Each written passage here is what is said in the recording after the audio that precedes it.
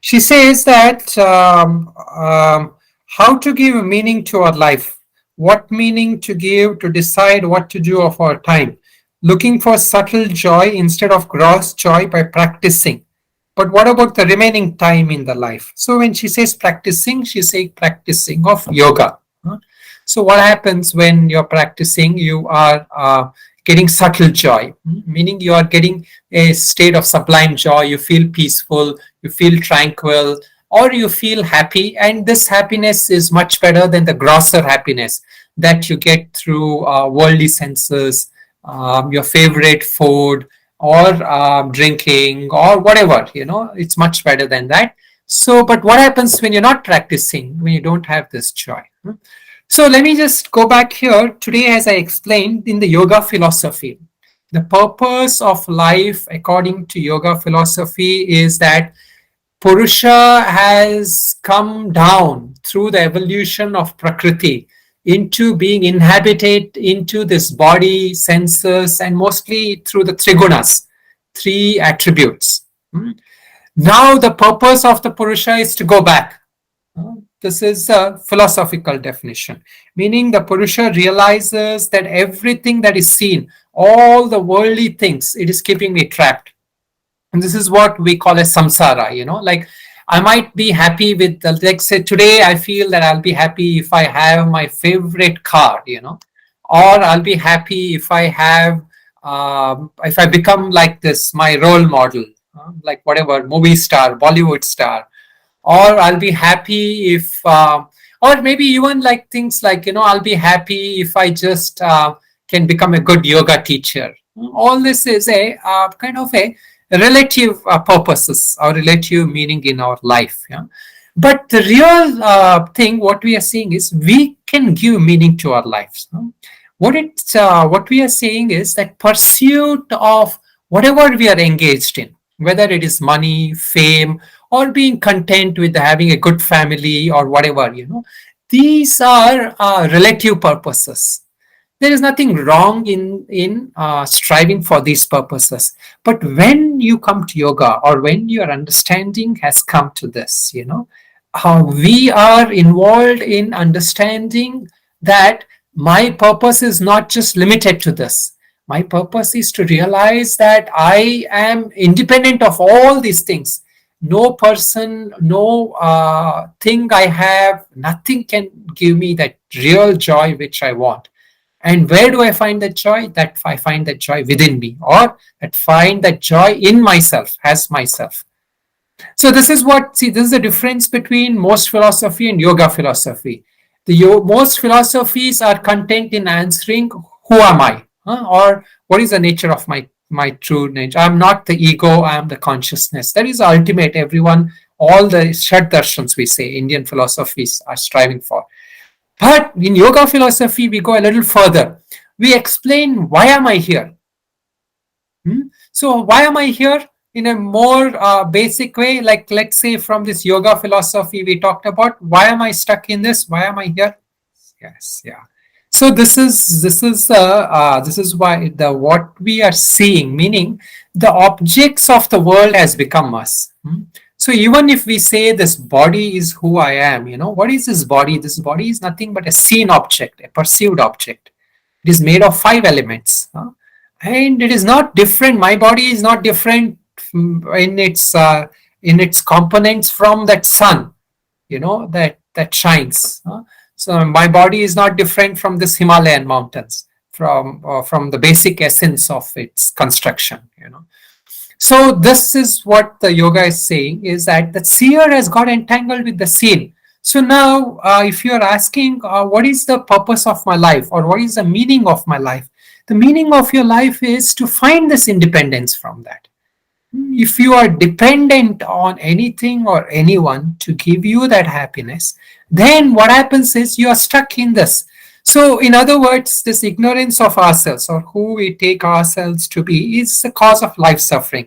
But in yoga, the process we are caught in this Prakriti's evolutes is causing us to be identified with my mind, my senses, and all these things. So now what happens? Slowly, the first step we say is you take to sattvic guna, meaning you look for subtle joy, you look for sublime joys, the joy of like even in your daily life you can practice this joy when you are doing your whatever duties you have to do, whatever responsibilities you have to fulfill.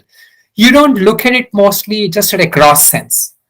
When you meet people, don't think that they're just a mass of body, or that what is their status, or what is their bank account, or whatever it is. Look deeper, try and sense that this person is the nature of consciousness, as just as me. Now if and then you take it even more purer, like that divine or purity or god or whomsoever is projecting in this person. Now what happens then? We can't have attraction and attraction to the physical body, or attraction to his wealth, or repulsion also, by what their habits are and all that. We look beyond. We learn. This is how we practice the subtle joy in our day-to-day life. Now, one last way to look at it is that what to do with my time, she asks, right? See, when you say what to do with my time, it means you have time, or rather, you feel the use of your time is not appropriate. So, at a relative level, a yogi also has to do certain things like having food, trying a way to support himself or herself. So, in a more daily life yogi, practical yogi, which all of you are, you have to pursue your careers. You may have responsibilities for your families, or you may have goals. You may have certain things you want to pursue.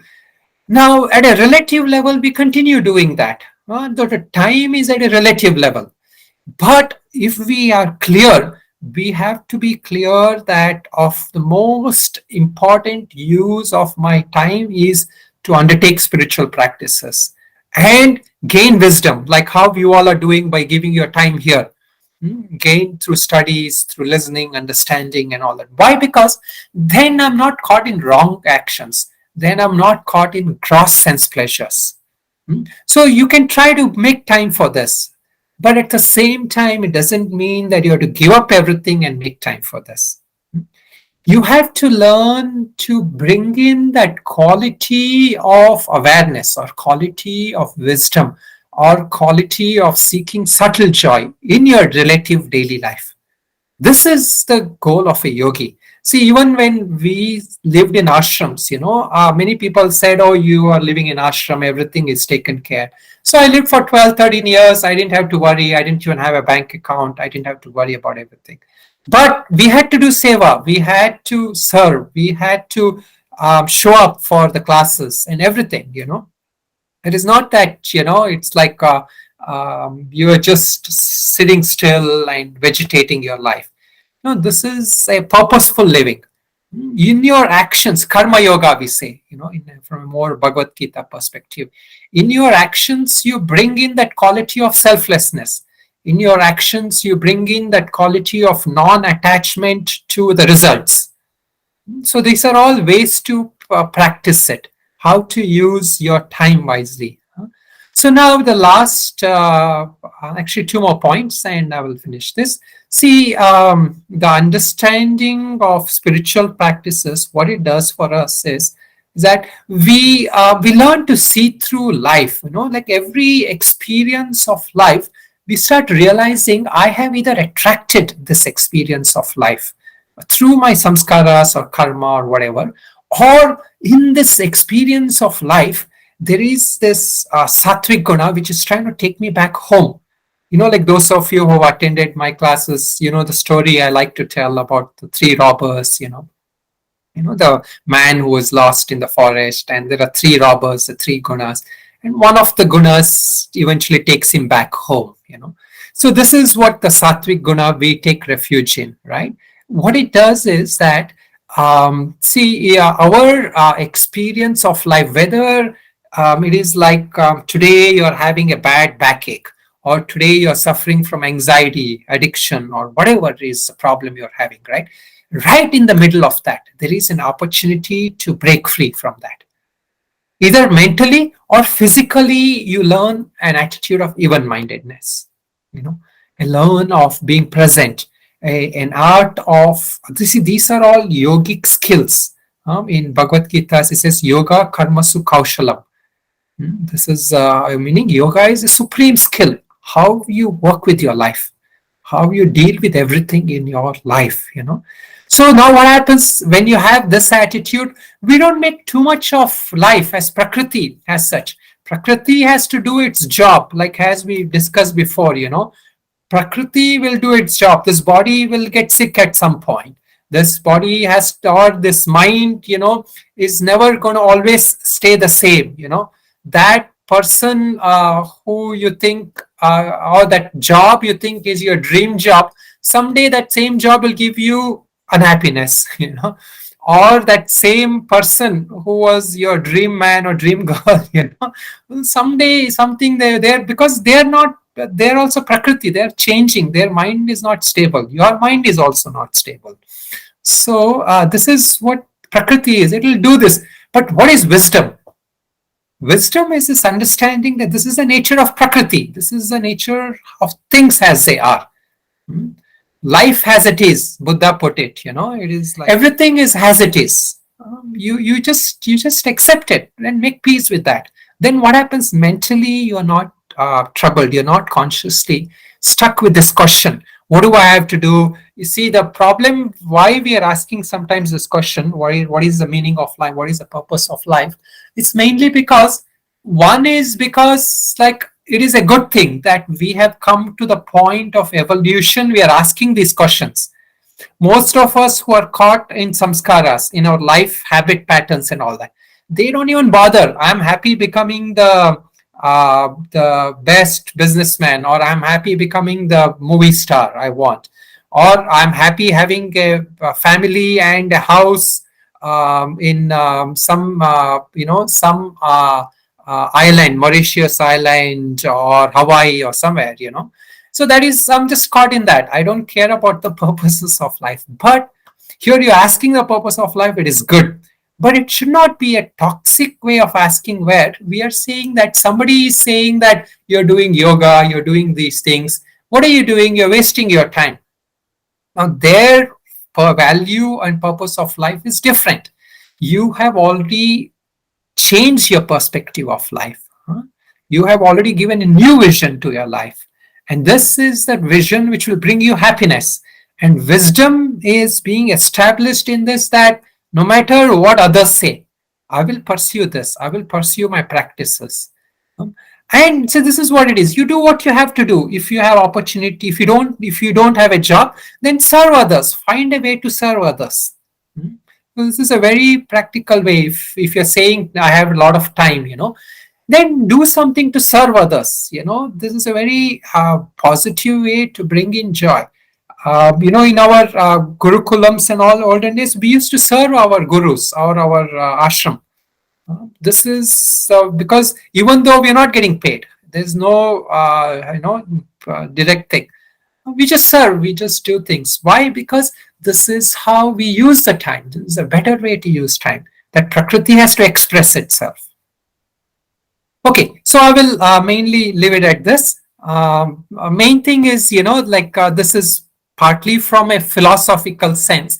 If we get this understanding, then what happens is a lot of these questions will start getting naturally, it will start striking in our mind, and then our first tool we take hold of is a subtle joy.